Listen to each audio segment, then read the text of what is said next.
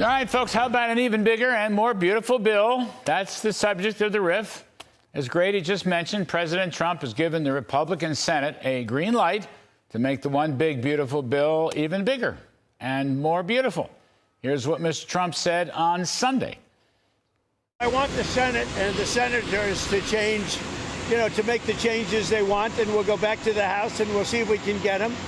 In some cases, those changes maybe are something I'd agree with, to be honest. It happens. I think they're going to have changes. Some will be minor and some will be, fairly significant.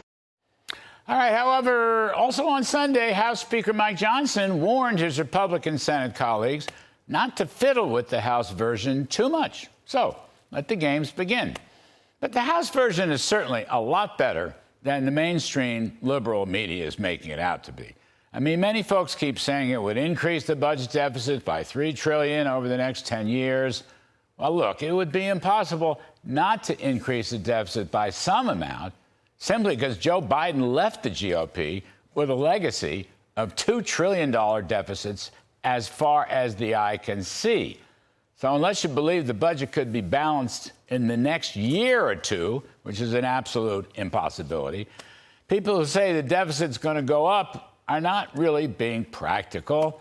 And by the way, the new pro-growth Trump tax cuts are still being scored all wrong. The Congressional Budget Office and the House Budget Committee are still scoring the tax cuts as a revenue loss of something around $4 trillion over 10 years. But I think, and I hope, the Senate version uses a current policy baseline, which is really a common sense idea. Look, if you see your taxes rising by 10%, you'd know that's a major tax hike, no matter what the CBO has to say about it. But if your taxes are coming down, especially for individuals and small businesses, common sense tells you that's going to spur additional economic activity, just as the 2017 tax cuts did. Newt Gingrich believes the GOP should be saying more about this, that all the Democrats are voting for a $4 trillion tax hike, and that Republicans will not permit such a tax hike. And beyond that, supply-siders like myself would argue that passing a Republican tax cut will move the economic growth needle to at least 3%. And that could add something like $4 trillion to the revenue line, which, of course, would reduce the Biden deficits that much sooner. But even so, the House budget version reduces the important fiscal benchmarks substantially. Biden's spending as a share of GDP, which at its worst was about 25%, and in fiscal 2025 is going to be 22.8%.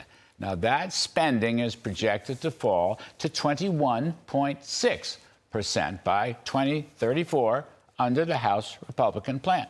As a share of GDP, the deficit drops really a lot from 7.2% to 4.4%.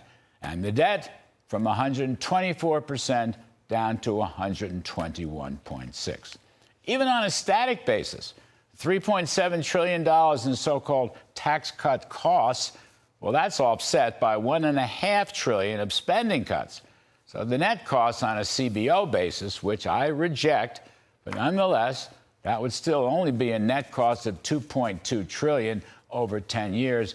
And as Dan Clifton and Joe Livornia have pointed out, we're on a yearly run rate of $200 billion in tariff revenues using the 10% universal baseline tariff.